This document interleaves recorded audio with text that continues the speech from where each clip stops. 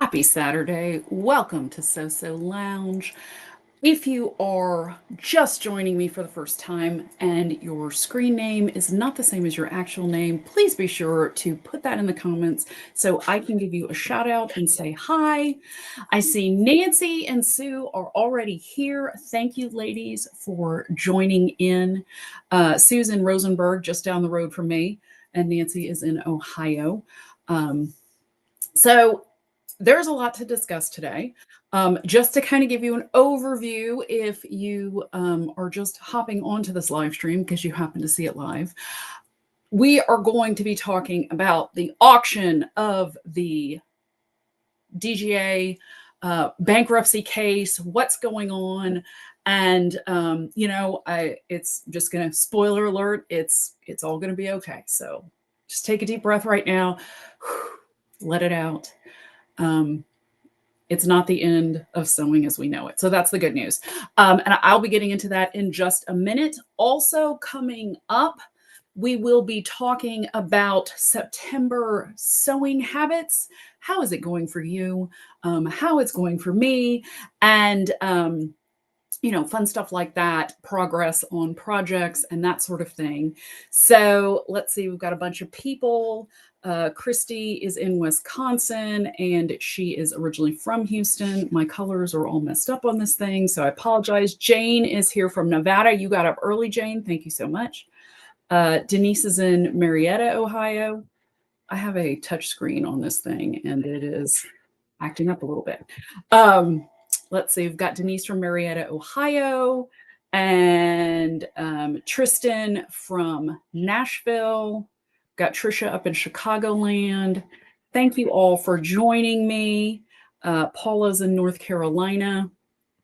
And we're just going to have to make it work with these colors because every time I do a live stream, I reset them. And then every time I do a new live stream, they all go away. So let's get into it. I know this is the news everybody has been waiting for. It has been very stressful.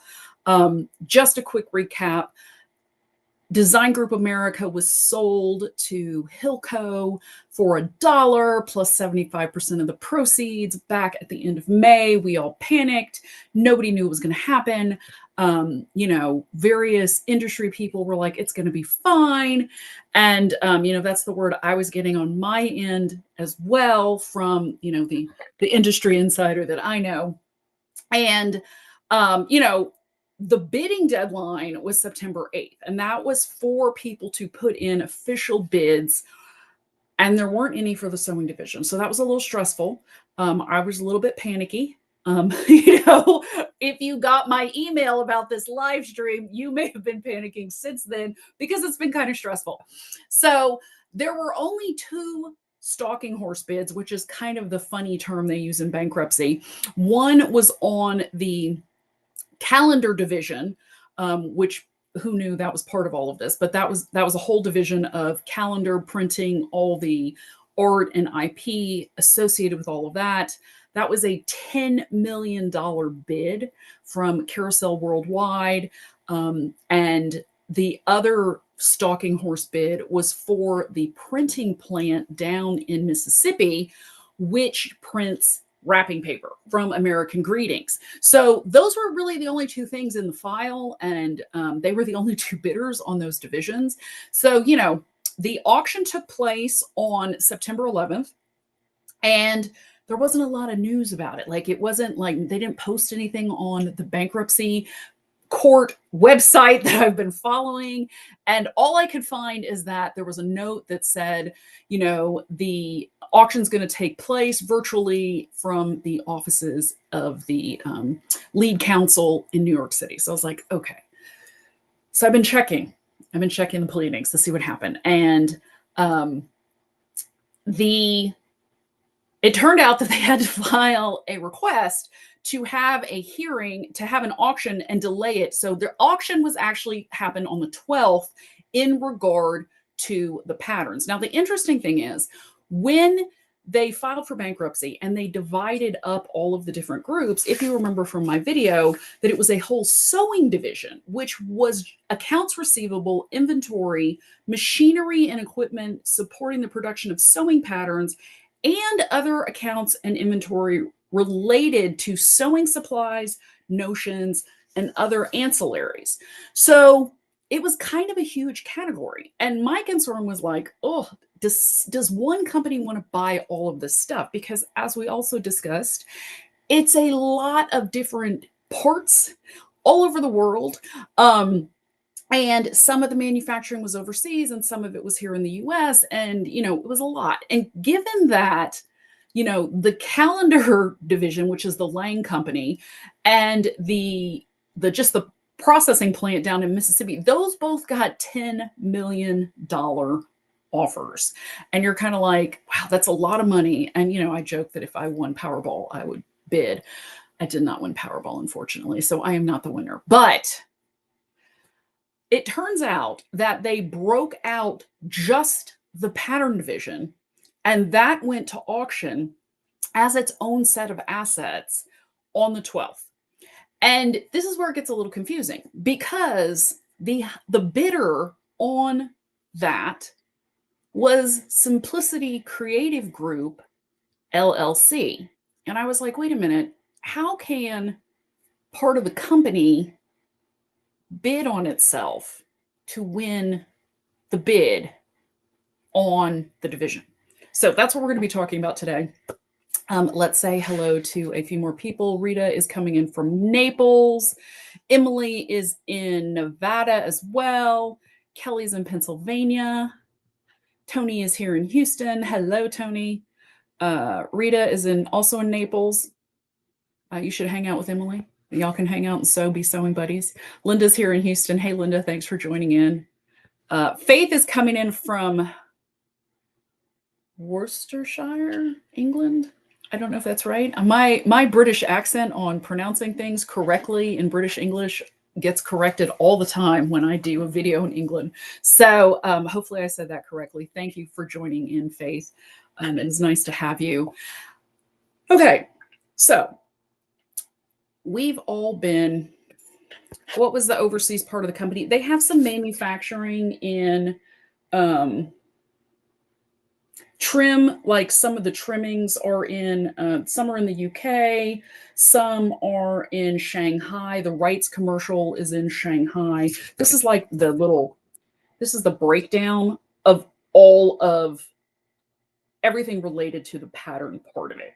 So it's a lot. And when you look at the rest of the company, you've got like the Play products, you've got the IG Design Group, which is Lang. That is the calendars.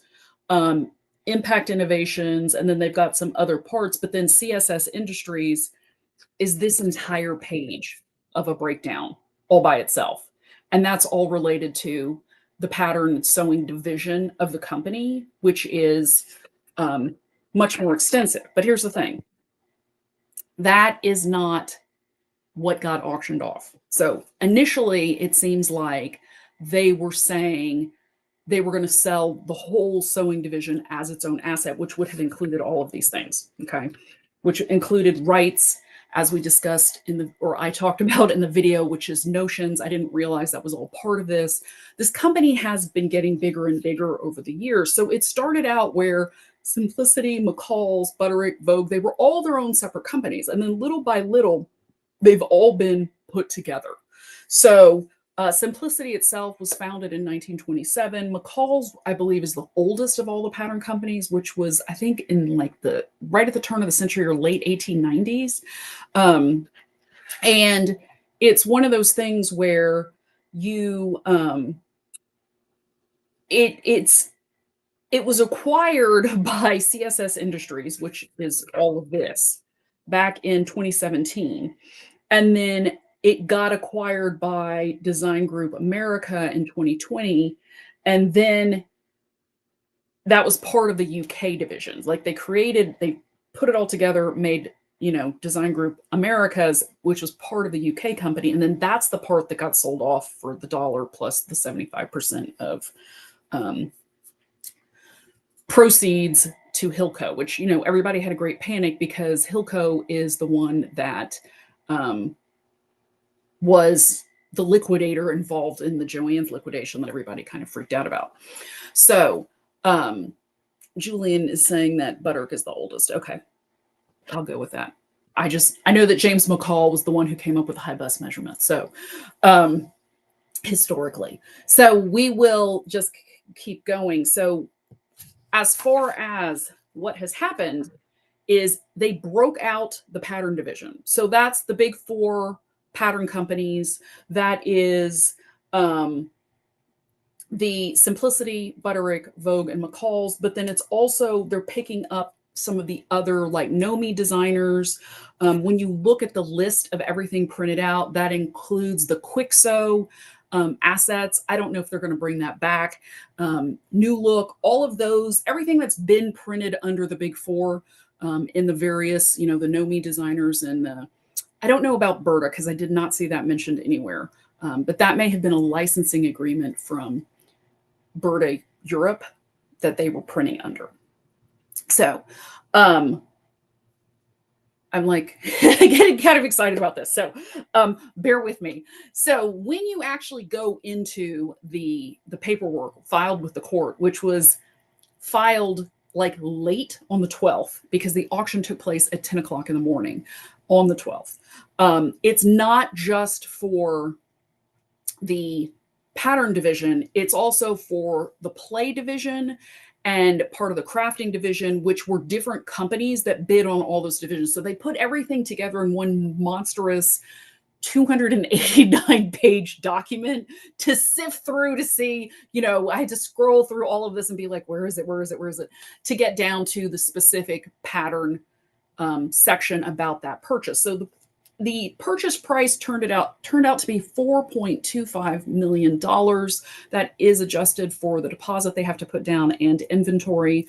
And they have a list of all of the employees that are going to be maintained. The downside is that it's all redacted. So it's just like, it says employees, location, all that information, but then it's like black pages. So it does seem like not everybody is going to get fired out of the New York design offices. They did purchase all of the equipment, the printers, everything at the facility in Wisconsin for printing paper patterns. So yay, I know we're all excited about that. That can still continue to go forward should the company choose to do that. They also have they listed out all of the assets at the New York offices as well, including like printers, sewing machines, irons, ironing boards, like all of that kind of stuff, all of those assets, and equipment, office equipment, all that kind of stuff. So, that's all good.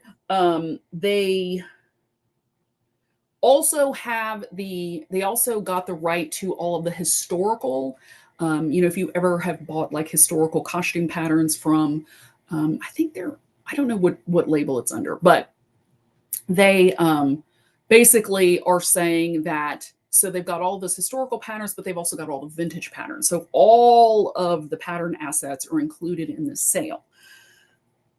They also picked up the licensing agreement. So the reason that's important is because all of the designers who have been licensing their pattern designs, including Palmer Pletch, Gertie, Diane von Furstenberg, Claire Schaefer, all of these Marcy Tilton, Nancy Zeman, all of these different designers that have been, their designs have been available.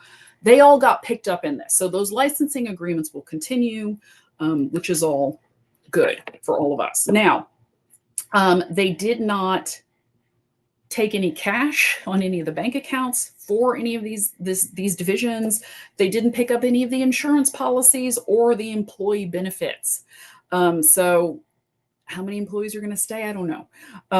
We'll see what happens. They didn't pick up any of the litigation claims or pre-bankruptcy debt. So as I've been going through some of these,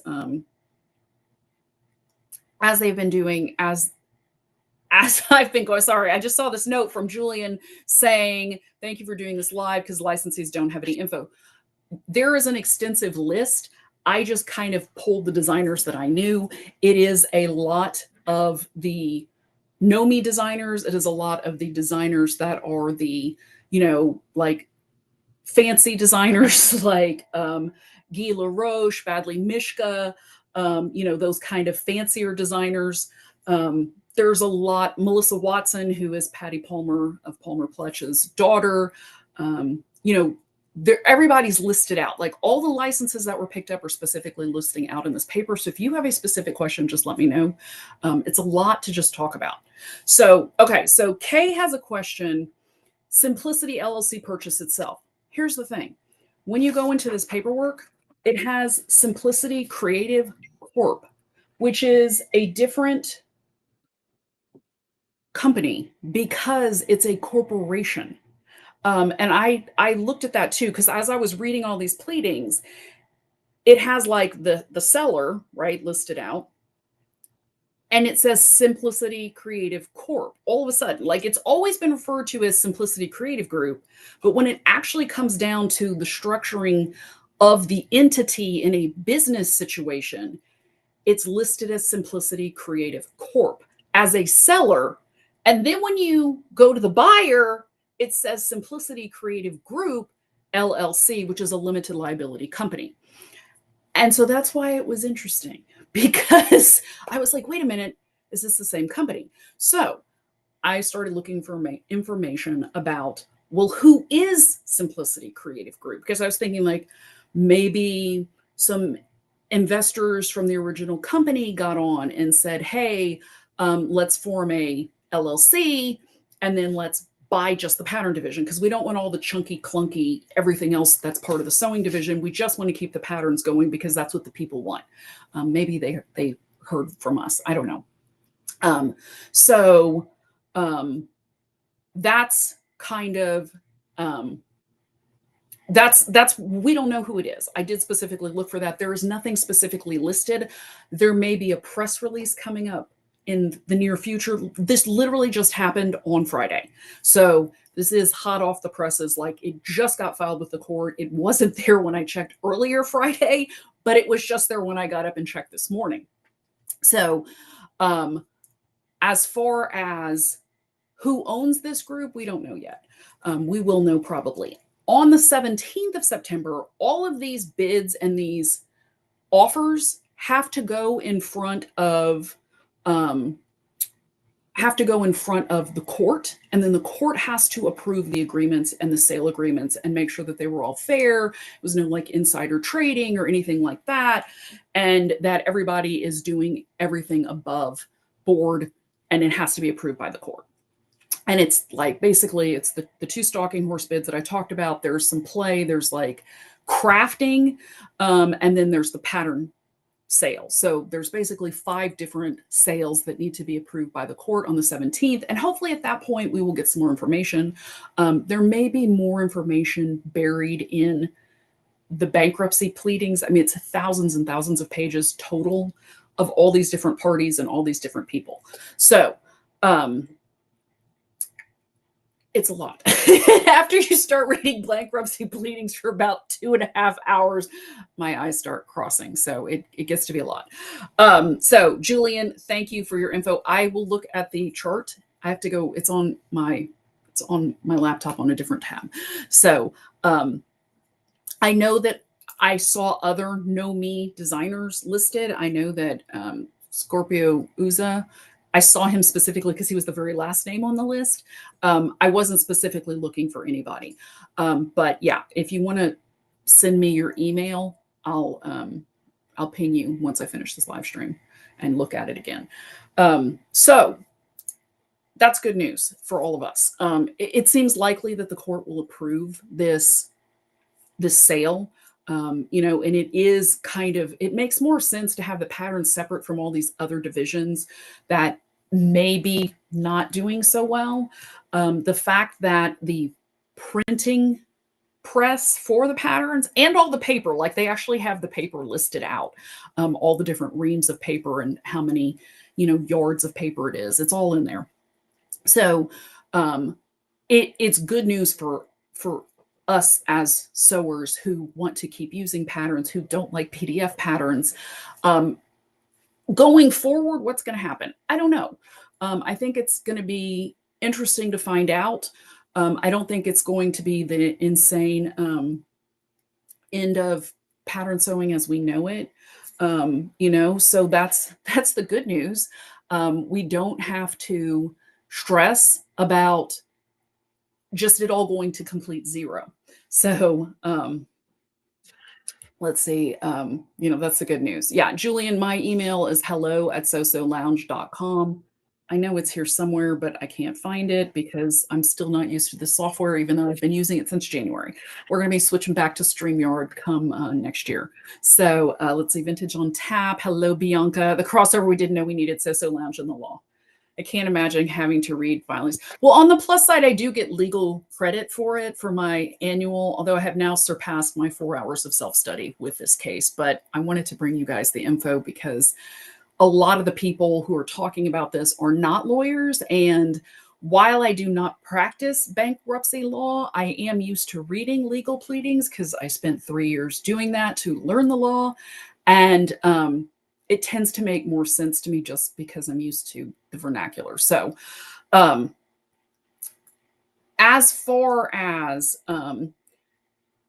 going crazy buying patterns, because Agatha is saying that she's been buying a lot of patterns recently. I have too. I spent about, I'm trying to think, the first pattern group that I bought was like $124, and I think the other time they were on sale, I bought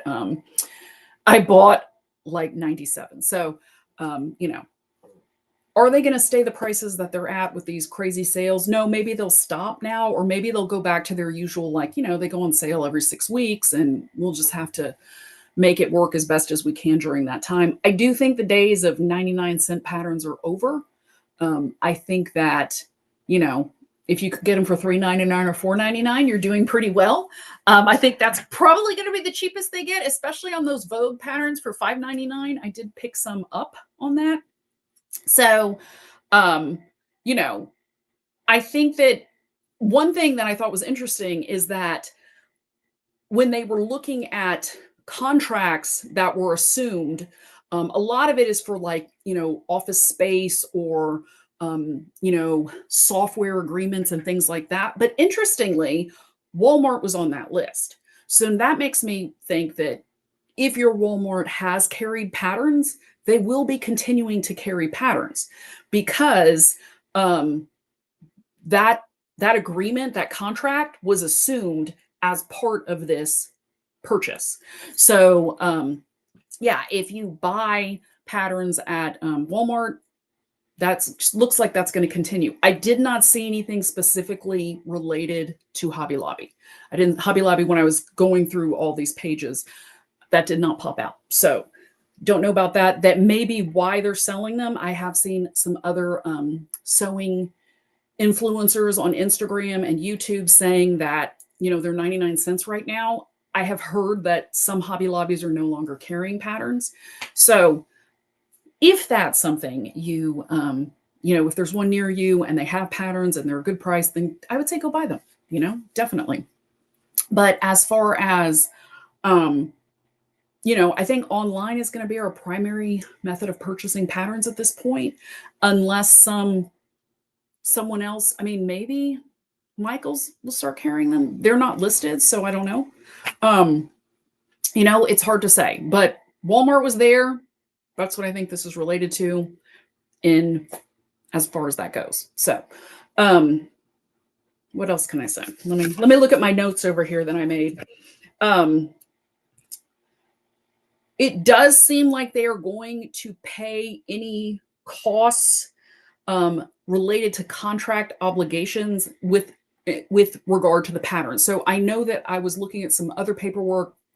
This was like on Thursday about all of the designers who are unsecured creditors who had filed with the court about getting payment for outstanding royalties or licensee payments. I'm not sure exactly how they worded it, to the various different designers. And I noticed that Gretchen Hirsch, who's Gertie, she had like a really high claim. It was like over $8,000. A lot of some of the other designers were like, $1,200, things like that.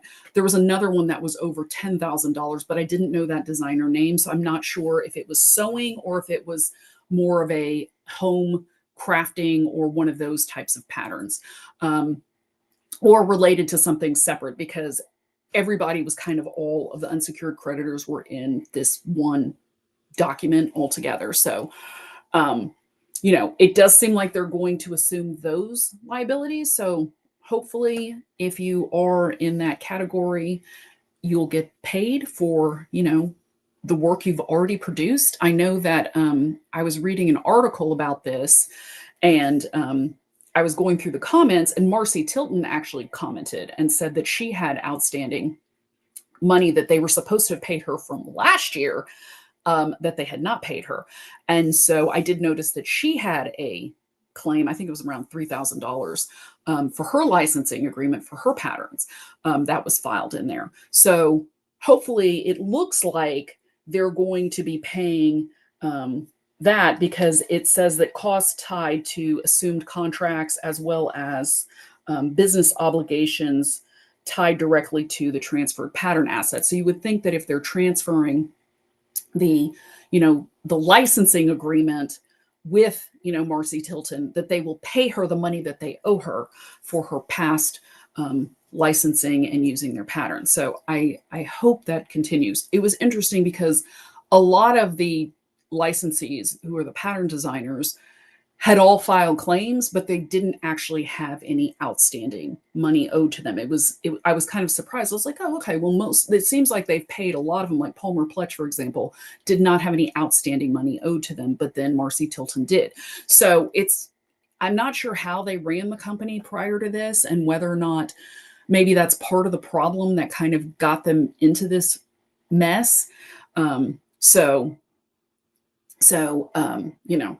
Kay's asking if the UK company sold $1 plus any proceeds from the sales, do they get a cut? I would assume they will, but you have to also factor in that there's a lot of money going into the process of the bankruptcy. So you've got all the attorney's fees, you've got like accounting firms that have been retained to help go through all of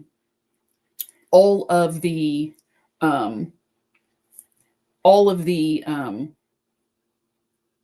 what do you call it? The processes.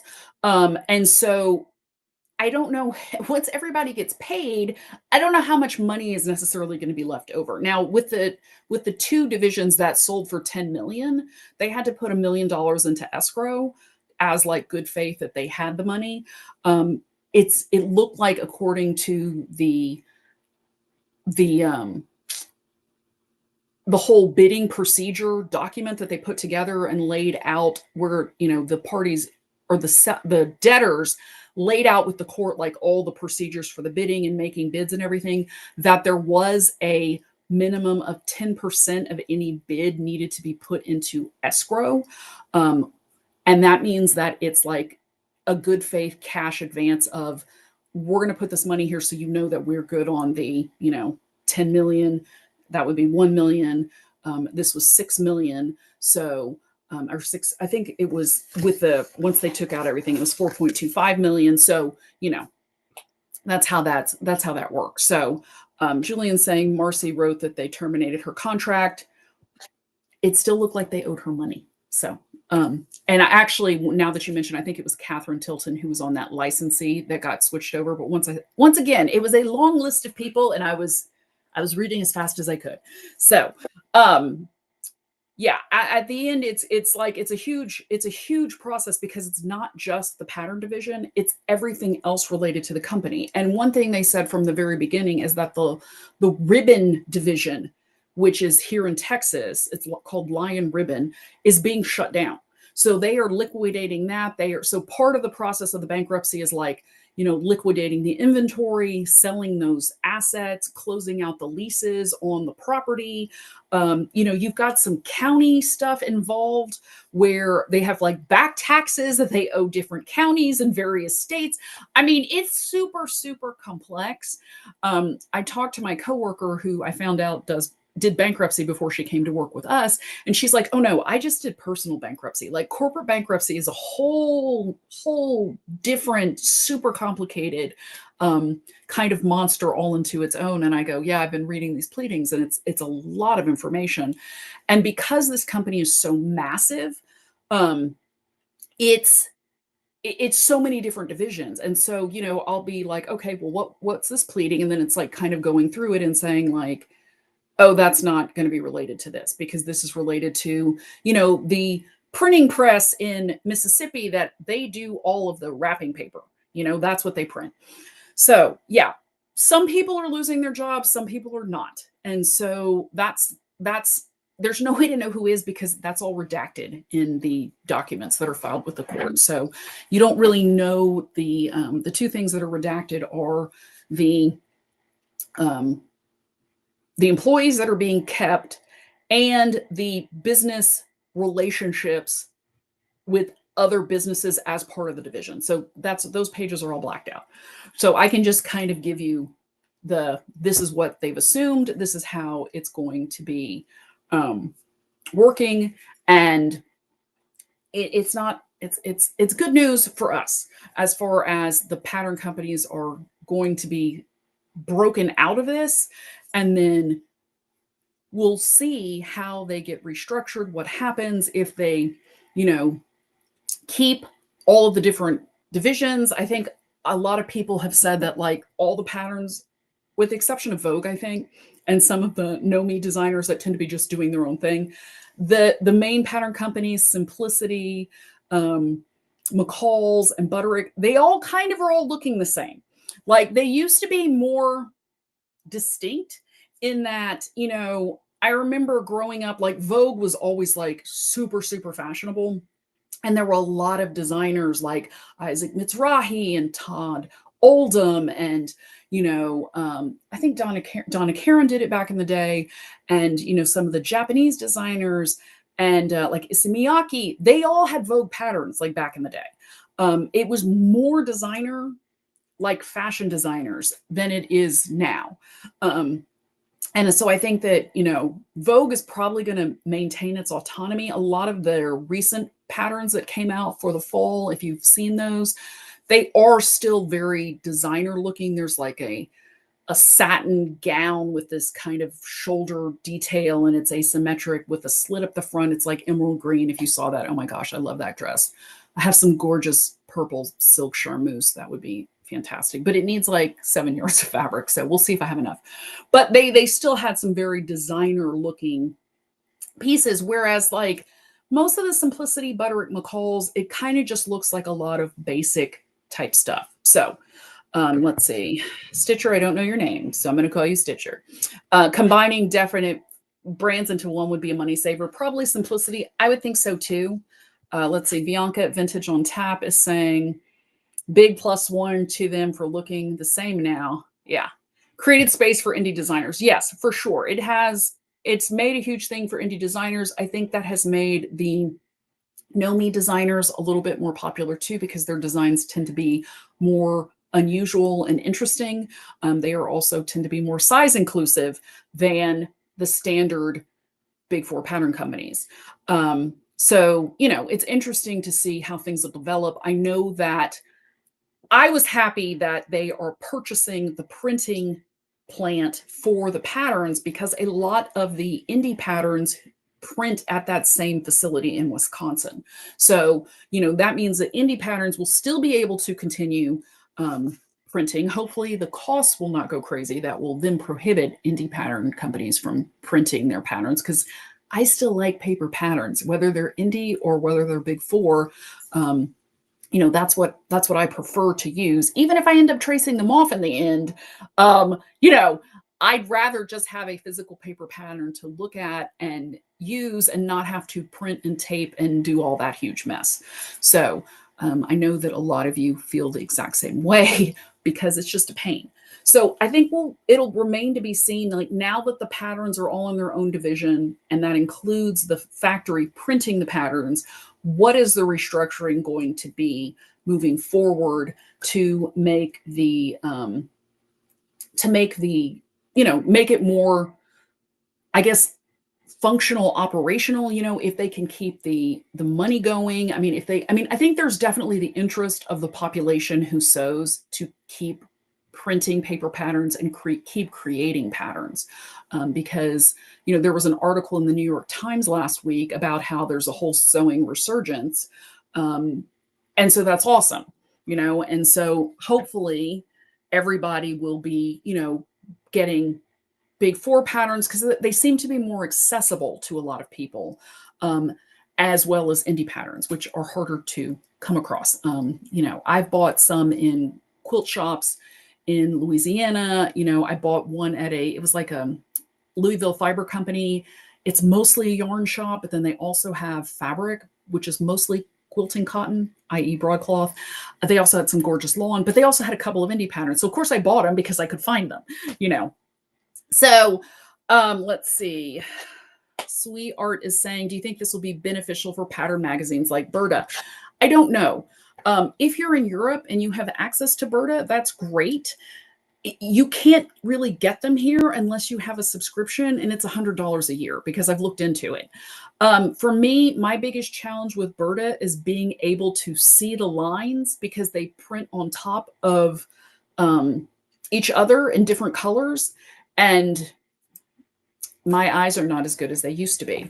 Kind of makes me wish I would have started sewing with Berta back in my 20s, when I only had to wear one pair of glasses and not, one pair for every day, one pair for reading, one pair for computers. It's a lot more. So I think if you like them and you have access to them, that's great. I personally love the Berta magazines. I think that their designs are very stylish. I love how they do like photo spreads of their designs that look like magazines. When I was in London back in 2023, I picked up one of their magazines. I think I paid like 10 or 12 pounds for it because I was like, oh, this is a great magazine. And I do have a plan to make one of the dresses out of there that I have not gotten to yet, but I do have the fabric that I bought in New York. So, that is on my list of things to do. As far as, if you have access to that, that's a great option. I wish there was a comparable magazine in the US to the Berta magazine because Threads just doesn't compare. When they do have, I'm always shocked at how ill-fitting the garments are on the models. And it's like they don't make a sample garment for the patterns. Somebody will write in about a pattern and send their garment, I guess, and then they just put that on the model so it never fits because, models aren't like real people sizes.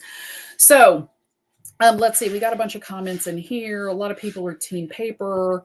Agathis College, who I believe is in Ireland, is I get it printed at AO, added cost when fitting changes are needed. It's easier. Yeah, Deborah's in Louisville. It's called Louisville Fiber Company. I don't remember where it is because I had to Google it to find it, but it is a really beautiful shop. If you knit, their yarns are gorgeous. I don't knit. I live in Texas. But they do have some beautiful fabrics in the back room. Their lawn is gorgeous. Go buy some. And they do have some indie patterns. Not a whole lot. Like I think they probably, when they sell them out, they get more. Also, you can go to Made Stitch, which is where I took my Palmer Pletch fit class.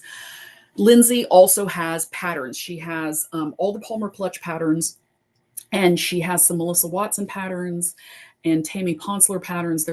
They both designed for Palmer Pletch as well.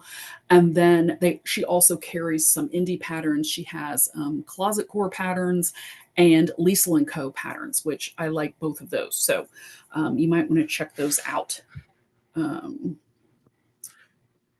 Yes, Sally's saying that paper patterns are a thing of the past in Central Europe with high postage and import taxes. I have seen that. I like the, oh shoot, no, I can't think of the name of it. There is a British pattern company that I bought some patterns from that actually found in a little fabric store in Louisiana. And there was a whole email on her. I got an email from her saying they're not shipping outside of the UK anymore. They're not even shipping to Europe, like let alone the US. They're not shipping to Europe anymore. So that kind of, I was like, well, at least I got 2 patterns while I had the chance. And if I go to the UK to visit friends, then I will definitely be on the hunt to find more patterns that you can only get there. Let's see, Bianca Vintage on Tap is saying Berta always had such great designs. Wish they were more accessible here in the States. I agree.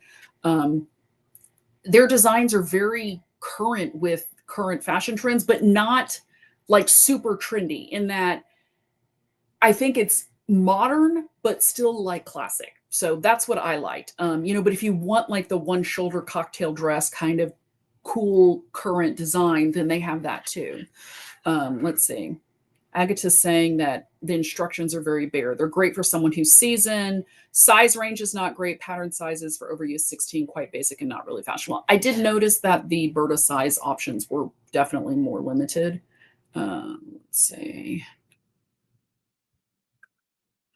Um, let's see. Serenity Asylum Acres is saying digitizing all my vintage patterns and printing them out. It just kind of depends on what you want to do and how big your scanner is in order to do that. Um, so Love Notions are selling some of their patterns in paper form. They are brilliant. Okay, I've never used those. I have gotten Tilly and the Buttons. I don't know if they're shipping or not, but it wasn't Tilly and the Buttons. It was, I can't think of the name of it. If I walked over to the cabinet, I could pull it out real quick. But I do have some of her patterns as well. I just bought one at the Sewing Expo. Let's see. Sweetheart saying, is it peppermint? No, it's not. It's the Avid Seamstress. That's who it is. The Avid Seamstress. She does these incredible retreats at this gorgeous sewing studio. And I download her emails. I keep her emails and then I like save the pictures because I told my husband, I was like, I want my sewing studio to look just like this one. So I don't know if Marfi patterns are available in Europe. If anybody's in Europe and they know, just pop it in the comments and let's share that information. So that's where we are right now. The court has to approve the sale. That will happen on the 17th of September. I would expect that to go without a hitch. I do not think it is going to be problematic. Like I said, I don't know who owns the Simplicity Creative Group LLC. But we'll find out eventually, maybe in the paperwork filed with the court coming forward. Like I said, it was a lot to go through, and I did not. There were some guys' names listed, and I was like, I don't know who those people are. They're not like somebody I've ever heard of. So, yes, that is where we are. So this is a big turning point in the pattern industry, but the pattern companies have held out. That is the good news. And that's I think that's where we were all like having like this panic, like what happens? Oh no. So Mikey, hi Mikey. Mikey's joining from the Netherlands. Listening welcome. Berta is awful for plus sizes, but great for smaller. Used to have a bunch of Berta curvy, but that's gone. Well, that's unfortunate. So how is your September sewing habit going? Because mine's going okay. I find that because I made the commitment to do it and I have this little checklist on my, little printout calendar that I am finding myself doing it because I don't want to let you down, which is kind of funny. Like I got to get my 30 minutes in. I got to get my 30 minutes in. So, let's see. Yeah. So, let me know in the comments if you are participating in the Sewing in September habit building program. I don't know what else to call it. It's not really a program, but it's not really a challenge either. It's just, can you sew more? And for me, I did pretty good the first, like starting September 1, did pretty good.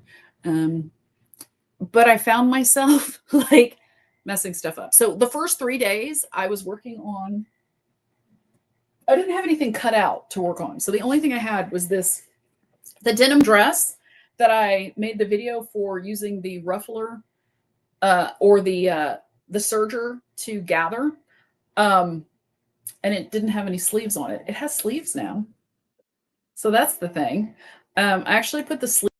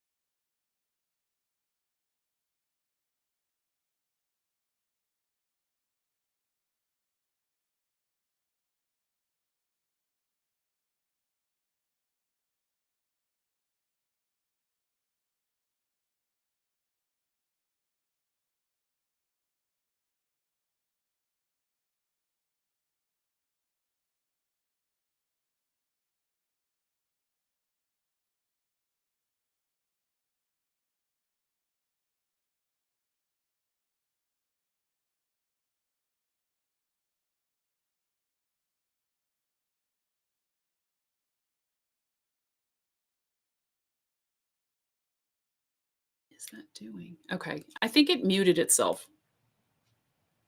Can y'all hear me now? Sound now? Okay. No, still no sound.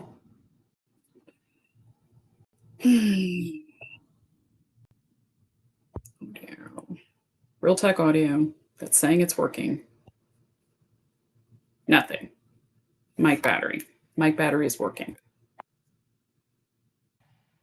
Stream cam. Can you hear me now? Yay. Smile over pronunciation. Yes, yes, yes. Okay. Okay, good. Okay. Huh. Getting hot in here.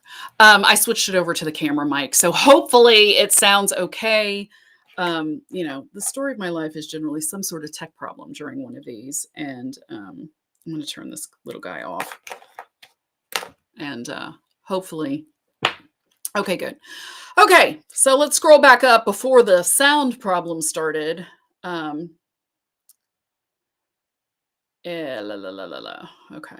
I saw somebody said they had a fail. I'm sorry. It's okay. RD Manley, habit building, fail, ended up having to travel. It took me about 4 days trying to get back. Hey, you know what? Here's the thing. There is no rule to having to do it. My goal in creating the sewing habit was more of a personal challenge for myself to see if I could do it. Like I was starting to say before my sound went out, I did really well, like starting on the Monday and going through to Thursday. I got 30 minutes each day. And then Friday and Saturday, no sewing. I just couldn't make it happen. I was working on a video. I was having tech problems getting the editing done. And then that's what I was focusing on. And then by the time I finished that, I was like, I'm tired. I'm going to watch a movie with my husband. I am not going to, I'm not going to stress about it. So, let's see. That is, but then I got back on track because on Sunday I was like, no, I really want to sew. I feel good. Here's what I found.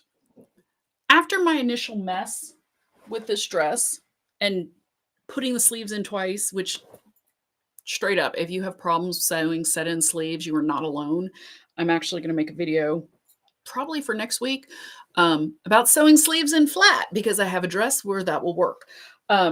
It's just something that happens. I probably need to go back and rewatch my video of sewing sleeves with grandma, but I think it's going to make me cry right now. So I'm just going to sew in sleeves as best as I can until I can watch that video without crying.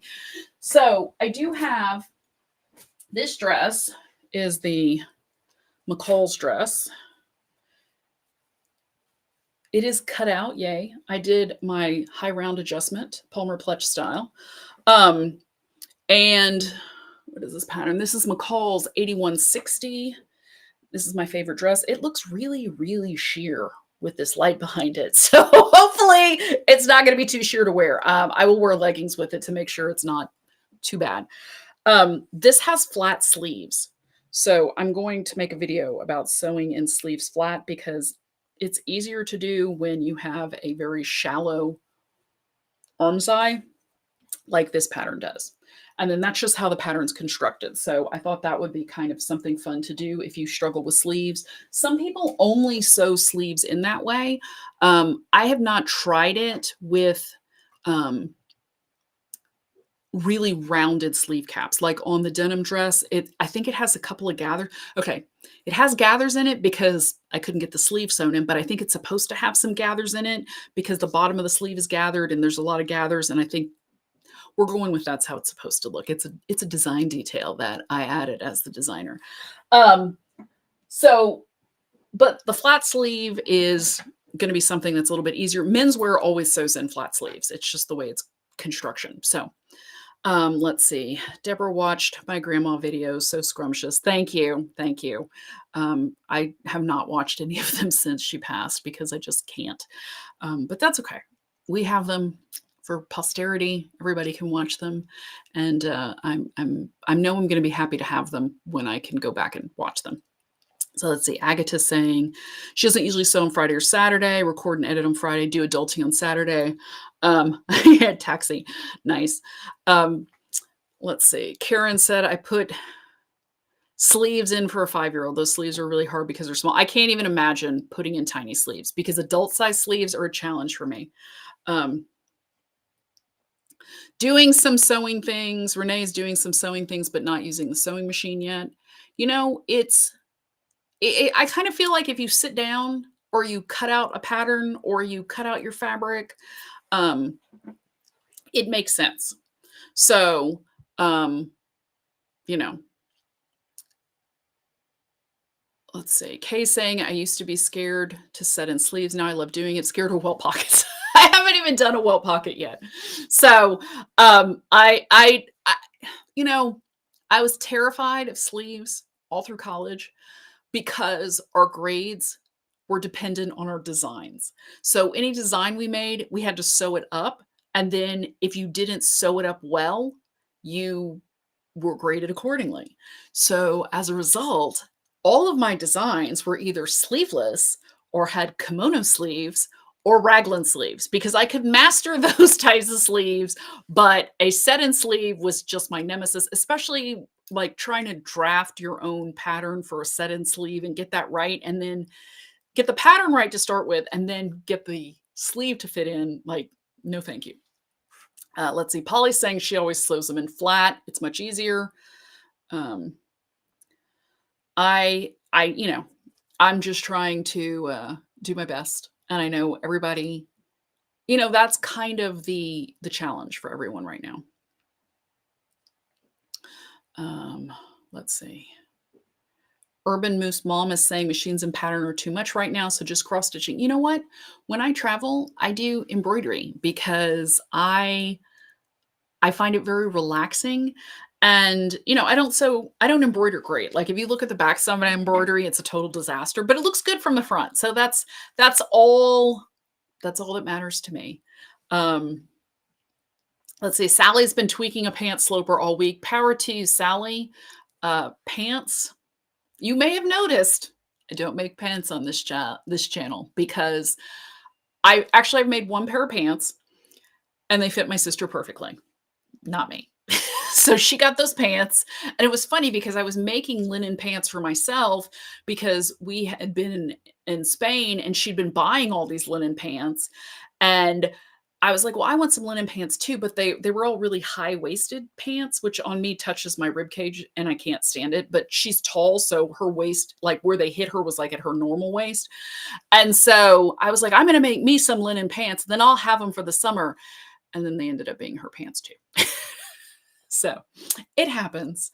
But yeah, so moving forward, what else have I worked on? Okay, so I kind of have been all over the place.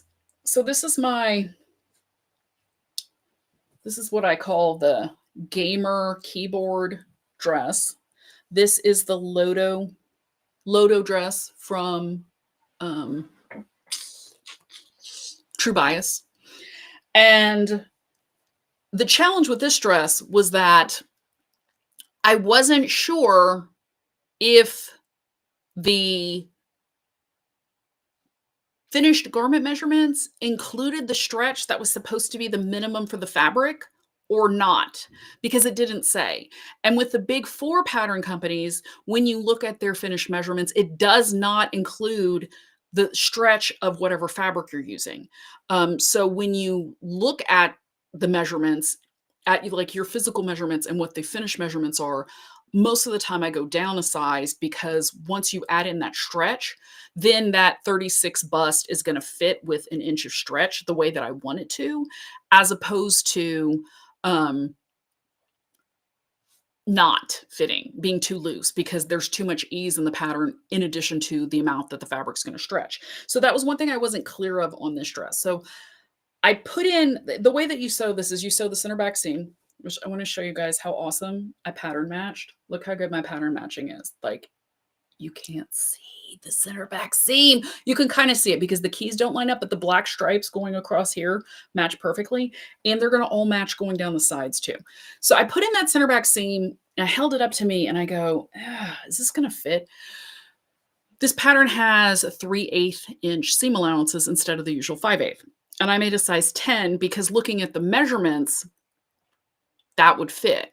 But then when I was looking at the finished measurements, I was like, well, they'll fit if they don't factor in the stretch. So basically, I had to adjust the seam allowances. They are going to be 1/4 of an inch so that the dress fits the way I want it to fit. And the next time I make this, I'm going to put a note that says make the 12 and sew 5/8 inch seams, because I think that'll work better for me.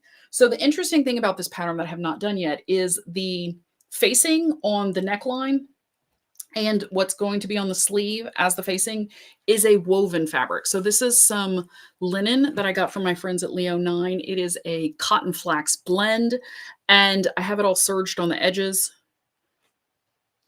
and it's ready to just be stitched in. It's all pinned into place, so that's good. And so I just have to do that and then do the sides. And then the side seam is sewn in like one fell swoop with the sleeve. It's kind of an interesting way to put things together. So that's almost done. I feel like I can get that done this weekend. And then this dress is also going to be pretty quick once I get the sleeves in, because then you just sew the whole sleeve side seam all in one fell swoop and put in the hem on both of those. So I'm feeling good. The denim dress may or may not get finished. And as far as my other two patterns go, it was the Vogue, very easy Vogue dress. That was the kimono sleeves. The fabric's washed. It needs to be ironed. It's ready to go. The other pattern, which was, what was the name of that? Green Line Fabric, Green Line Studio, is going to be, that's the multi-fabric dress. I still have to work on that. It's washed, needs to be ironed. Nothing is cut out yet because I still have to trace the patterns off on those two to tissue. But I am going to make a video showing you how to do that using the Vogue pattern because it has the most pattern markings. And I think it'll be a good learning experience for all of us in what you need to mark and then how I do it and the kind of paper I use, all that good stuff. So let's check the... So, okay, I'm not saying I don't sew pants. I don't sew pants well enough to be confident to do it on this channel. Once I figure out how to fit pants, then definitely. I'm thinking about taking the Palmer Pletch jeans class in April. We shall see how that goes if I can make that happen. I still do have a full-time job, and I want to go teach at the Original Sewing and Quilting Expo in Atlanta, and then the one that's the following weekend down in Florida. And so that's 2 weeks off from work. And so I'm not sure if I'm going to be able to take April. We shall see how things shake out and what 2026 holds. So I may just be teaching and not doing any classes next year. We'll see, or taking any personal classes next year. So we'll see. Thank you everyone for my pattern matching. I love pattern matching. It is my jam. It drives me crazy when people don't look at their fabric when they lay out their pattern pieces. And that's one reason I have my fabric, like people are like, why do you have your fabric up right side out? Well, because I want to see where the pattern is when I lay out my pattern pieces. Because if you lay it wrong, right sides together, and so you're cutting on the wrong size of the fabric, yeah, it's easier to mark that way.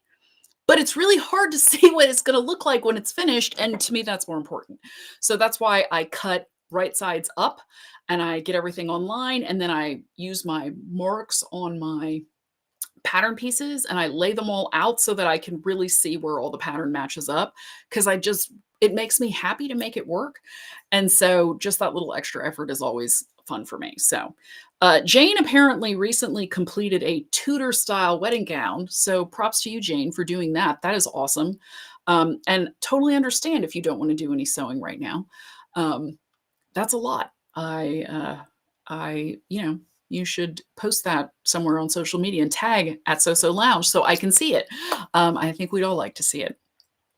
So Rita's doing cross stitch as she's watching. Let's see. Agatha, thank you for joining us. Have a nice dinner. Joanne says, right side out and flat, no folds. Wow. Well, sometimes, if you cut on a fold, like for me, flipping the pattern to the other side makes me really nervous. So I just double check and make sure that the fold is all lined up to keep everything going in the right direction. So, yeah, that's just my thing. Like everybody has their own methods for cutting and getting the look that you want. The other thing that I do is um, I pick a direction of the fabric and then I cut everything like it's nap, which not everybody does. So with this fabric, it was interesting because when I had it laid out on my table, I kept walking from one end of the table to the other. If you looked at it one way, like if you looked at it from the way I am looking down, it looked really orange. But if you stood at the other end of the table and looked back towards this way, it looked more purple because it's orange and like purple. And I was like, oh, I want it to look more purple. So I cut everything in that direction. Rita, no, I do not make a muslin. I do not have the patience to do that.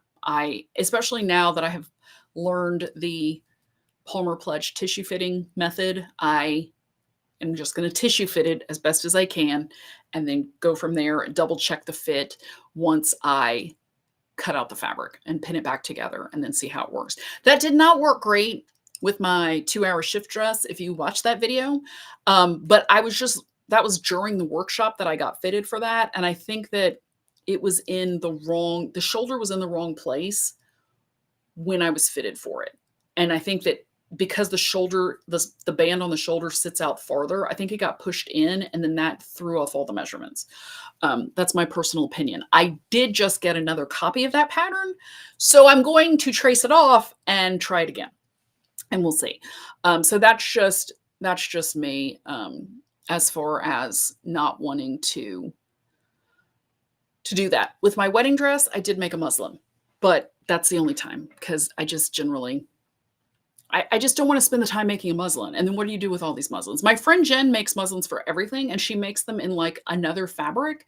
And then she'll wear them as like if she's making like some shorts or a top, she'll wear it around the house or wear it as pajamas or give it to her daughter or something like that. So Mikey says, trying to sew every day, was not completely ready for the challenge, but it seems to be helping as I had lost my sewing. I feel like I'd lost my sewing too, especially after grandma passed. It was just kind of this, I was grieving, obviously. And I just really was having a hard time getting back into sewing, especially because I kept messing everything up. And one thing I've realized in sewing pretty much every day, with the exception of 2 days, is that after the first like 4 days of sewing straight, I stopped making stupid mistakes. So you kind of just start getting into the groove of sitting down and sewing. And it's funny because when I started sewing this dress yesterday, I sewed the first seam, and right when I finished the seam, the bobbin ran out. And I was like, oh, this is going to be a lucky dress because the bobbin ran out at the end of the first seam. So it's not like it ran out halfway through. That's just my personal thought and kind of made that up. But Oh, Joanne's saying that tracing the patterns on the fold and then use the full priest results. Yes, that is a good idea. And then let's see. Oops, everybody jumped. Let's see. Doreen, this is a link to pattern making books when helpful fitting store-bought patterns. Everybody has different thoughts on that with store-bought patterns. I know that when I did my video on measurements, a lot of people were talking about the Nancy Zeman method of fitting. There are other books. I have Fitting and Pattern Alterations by Judith Rasband. I tried to use that while I was doing my wedding dress to make some alterations. It was a challenge, to say the least. The thing I like about the tissue fit method from Palmer Pledge is that there's a very systematic order of doing it, and you actually fit it to your body, and then you go make the adjustment, and then you fit it, and then you make the adjustment, and then you fit it. And so it's not the same thing of like trying to do all the alterations on paper and then not being able to go back and check it. And then also you do it when you like take it all, you pin it all together and you start with it pinned on your body. And it's like, I don't think anybody else does that. And unless you're good at pattern making, I think some of the other methods are a little bit more challenging. So just my thoughts. Um, let's see. Bought a case of exam table rolls for $28. 12 rolls of tracing paper holds up to draping and fitting. That's what I have too. I just got a roll on Amazon. It is the exact width of my cutting table, so it works perfectly. I just have to make sure it doesn't fall off the other end. Let's see. Have dinner. Thank you. I'm glad you're enjoying it. We still have like 113 people on, so thank you for sticking through past just the pattern announcement with the bankruptcy. So that's pretty exciting. Let's see. Doreen says, always make a muslin and use it as a lining. Oh, okay. That's a good idea. Yeah, no, I have not. If I make something with my expensive fabric, then yes, I would probably make a muslin. Because I do have some really beautiful fabric that is very expensive. And no, I would not just cut into that. I'm not like that crazy. So with NAP, the way that I look at it is even if there is no directionality to the print, because there's no direction to this print, you could cut it either way. So if you wanted, you could just lay out the patterns however you wanted and cut them out. I just don't do that because I think it looks better if you cut everything going in the same direction. It's just, nap usually means texture, or it means like a specific design, like kittens, for example. And they're all printed in the same direction. So you don't want some kittens upside down and some right side up, depending on what part of the garment it is. Brocades need to be cut in a certain direction so that the light reflects a certain way so that it looks the same across the garment. That's generally what nap means on the pattern. However, personally, that's what I do. I always cut the with nap layout, even when the fabric doesn't have a technical nap, because I think it looks better.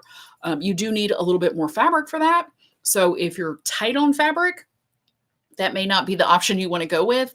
I usually buy 3 yards when I buy fabric and don't have a plan for it, because most of the dresses I make are like under 3 yards. And so that works for me. Let's see. Tanya's asking, the name of the keyboard print is where did that pattern go? It's my room is a disaster. If y'all could see this, you'd probably laugh, or you'd probably say, oh, my room looks exactly the same. So the gamer keyboard is the Lodo dress from True Bias. And it is a very basic shape dress, which is why I wanted to get the pattern fabric all matched, because it's going to look cooler that way. And I'm going to be wearing it at the YouTube conference I'm going to in October, beginning of October. So, let's see. Doreen says she does a combo of tissue fitting, muslin, and measurement fitting before I dive in. I still make adjustments, but it helps to know what adjustments to make before I cut. Yes, always good. Let's see. Nancy's saying she also tries to cut her pieces in the same direction regardless of nap. Yeah, it's just personal preference. And just based on my experience, I'm happier with my garments when the pattern's all going in the same direction. It's like everybody does what they want. I'm not a huge proponent of this is how you have to do this, because there are a lot of different methods, just like fitting.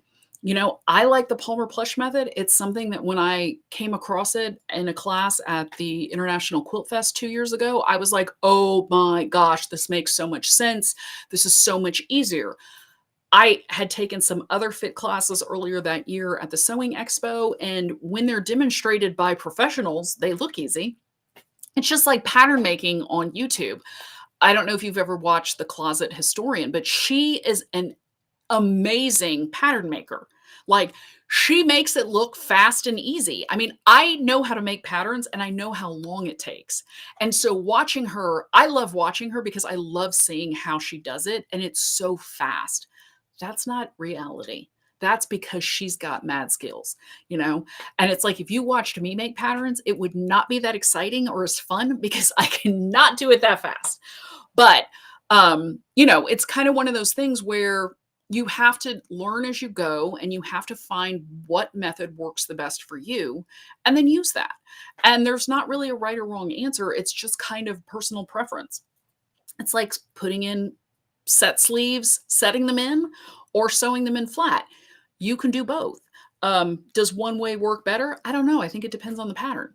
So it's just kind of what you want to do. And that's why I like sewing. And that's why I like sharing what I know, because sometimes I'll find something and be like, oh my gosh. And half of my audience is like, oh my gosh, I didn't know that. That's so amazing. And the other half, who are usually, been sewing forever and took home ec in high school. And, they're like, oh, I already knew that. That's not new. It's like, okay, but it's not for you. Like, if you don't know how to do this, it's amazing. It's going to blow your mind. Like, if you don't know how to do the facing method, I made a video of a couple of months ago, and you find out, it's really amazing. If you already knew how to do it, great. But, everybody didn't know that, because grandma didn't know that. Grandma never taught me that method. And she's been sewing since she's been 10. And, that's a long time. I was like, 90 years. But anyway, that would be my thought on the subject of, getting together and doing your sewing however you like. I think the important thing is to sit down and make the time for it, because I've also found that I'm sleeping better. I don't know if there's any correlation between this, but I feel like if I sit down in the evenings and sew for 30 minutes, I feel more relaxed, and so it's easier to fall asleep, and it's easier to, just kind of get into that evening rhythm. Initially, I had planned to sew from 6:45 to 7:15. That has not happened. I have had to be flexible on when I sew, because it turns out that Honey wants to go for a walk at 6:30. She does not wait for 7:30 anymore. She doesn't want to wait. So we usually finish dinner around 6:30, and she starts following me around the house while I'm cleaning up the kitchen, and she wants to go. So we've been flexible, and Honey has not been flexible. I have been flexible in my plan for sewing and sitting down and sewing. So what I find is that I will go walk her, get her situated for the evening, and then I will sew from 7 to 7:30. Sometimes I'll sew from 7 to 8. Sometimes I'll start at 7:30 and sew until 8. But just making that time every evening has helped me stay on track with my projects and helped me stay consistent so I don't make stupid mistakes. But then it also kind of helps me de-stress for the evening, because my general routine is that at 8, I go take a shower, I start winding down, I do all my facial care. By 8:30, I'm going to be in bed, and then I usually read until 9. I go to bed super early. I go to bed at 9 because I get up at 5 in the morning. I have a whole morning routine I do, and then I need to get to work. I need to leave for work by 7:30 at the latest. So, because court starts at 8, so I got to be there by like 8:15, 8:20. And so I go to bed early, but I get up early, and it's really what works for you. So let's see. Christy's saying she hasn't even been sewing for a year and she's learned a lot. YouTube is fantastic. I wish we'd had something like that when I was learning to sew, because I think that there's so many different creators out there at different levels of sewing that you can find someone who is sewing what you want to sew and maybe a little bit more advanced than you are, but they're sharing tips about what they did and how they got started and that kind of thing. You've got people who are like Closet Historian. She's like a master pattern maker. I mean, she does incredible vintage. You've got just so many different creators who are at all different levels and doing different things. I mean, and maybe you want more vintage, or maybe you want more like historic type costuming sewing, or maybe you want what I do, which is really brightly colorful prints that are not super complicated designs, because that's what I prefer personally.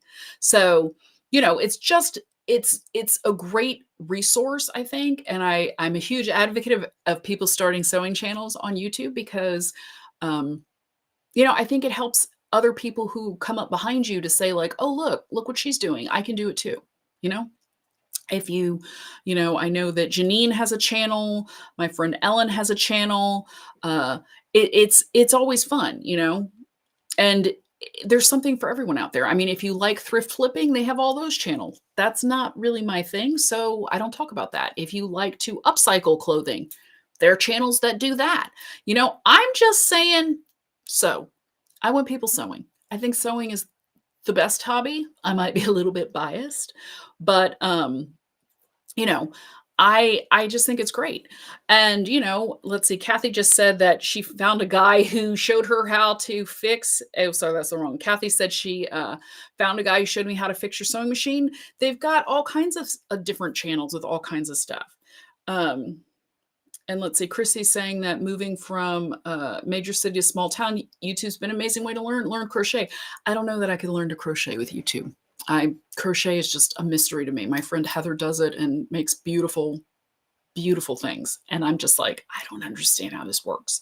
But that's me. And I only knit scarves maybe once every other year because it's warm here most of the time. And I can't wear the scarves that I've already knitted.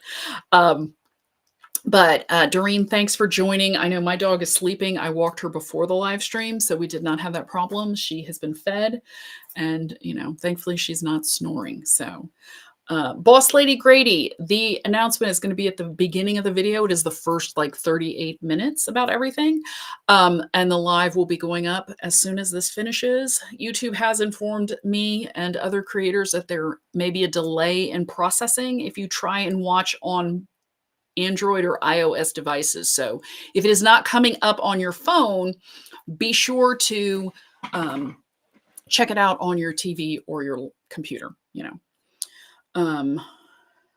So let's see. Renee is saying, you like to see how somebody sews a pattern before I start it? Yes, I agree. I have had many people come and tell me that, like watching one of my videos sew along, which I've not done in a while. I should probably do that at some point. I know that we had talked about a simplicity pattern that has princess seams and adjustable bust sizing. And then there's also a the Vogue shirt dress pattern, which I'm kind of leaning towards because I have to make an adjustment on the simplicity princess seams to move the bust where my bust is. And I just don't feel like doing that. So Deborah is asking Kathy to share who the machine guy is. So if you want to pop that in the comments. And then Nancy said she tried to learn how to knit on YouTube and failed big time. Nancy has her own channel running with scissors, so be sure to check that out. Ellen is at Your Sewing Bestie.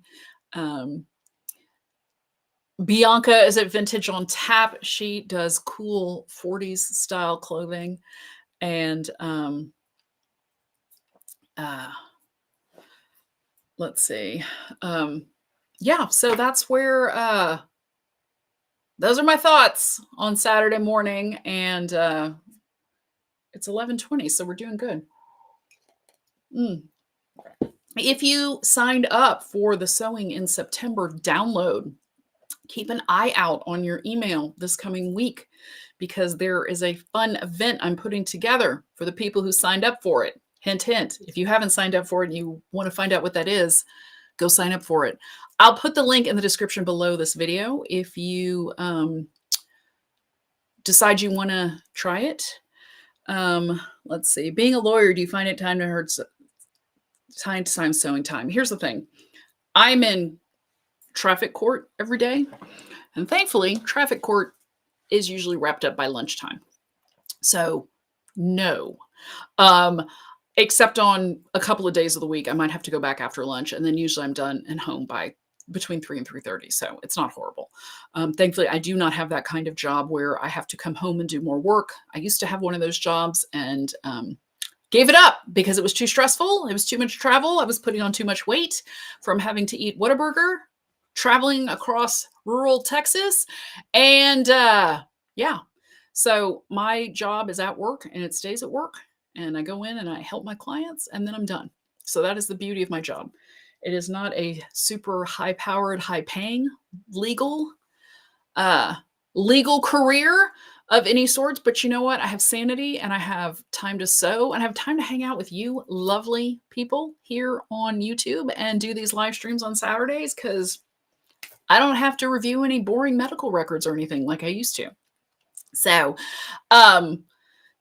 yeah, so that is it. I will put the link for the September download in the in the description below this video. So if you want to check that out, find out what's going to be happening. It is actually printed on the calendar. So if you have one, you know what I'm talking about. But that email is going to come out on Tuesday. I still have to put it together. So thank you, everyone. I don't know where Kathy's link is. So Kathy, just send me an email with it. hello@sosolounge.com. And do I have any caption? Oh, here it is. There we go. hello@sosolounge.com. If you want to send me an email about anything, I love hearing from you. What else was I going to say? Yeah, just shoot me an email. If you got any questions, if you're like, hey, I don't understand this, or hey, this is what I'm working on, or hey, let's be friends. I have a lot of friends that I met via email, via this channel. So I love to chat with everybody, and I do my very best to answer all of the emails I get. Thankfully, there are not a whole lot of them. So I can usually do that within a week. So you know. And if you want to, yes, Karen, now I just review boring bankruptcy pleadings for fun and for additional legal CLE, which is, now I can't turn this thing off. Legal CLE is continuing legal education. So I do get some credit for that, but I'm way past the 4 hours of self-study that I can claim. So there is that, but let me see, where is that? Oh, there it's captions. There we go. Okay, let me turn that off. So yeah, I just, it's not actually not super boring once I find what I'm looking for. The boring part is having to go through all of the other divisions of the company that I don't care about. Once I find the pattern stuff, then it's actually really fun, and it's absolutely fascinating to see the licensing agreements and, you know, what assets they're taking over and, you know, all of that kind of stuff. That's the interesting part. The other parts of the company are boring. The sewing stuff is interesting. So well, everyone, I'm going to wrap this up. We are almost at an hour and a half. Thank you so much for joining in today. And yeah, no rush on that, Kathy, to get the link. But if you've got it, just send me an email, and then I will post it below this video if I get it from Kathy. So if it's not there, we haven't found it. And if it is, then Kathy got it to me. So hello, Andrea from Germany. We are wrapping up, but be sure to go back to the beginning of the live stream. It will be posted shortly on YouTube. And yeah, so that's it. I'm going to continue doing live streams monthly. I kind of got off track. You know, things got a little crazy while Grandma was sick. And then you know, life got busy. It got a little hectic after that. So, but going forward, we will have October, November, December. December is always a fun Christmas party giveaway.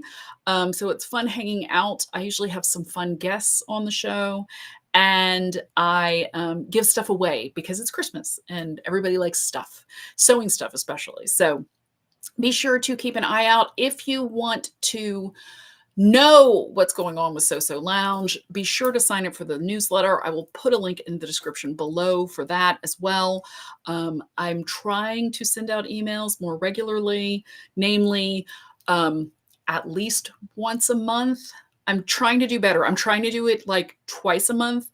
I'm really trying for, okay, realistically, I want to try and send weekly emails, but I don't want to hold myself to that. So let's say 2 to 3 emails a month.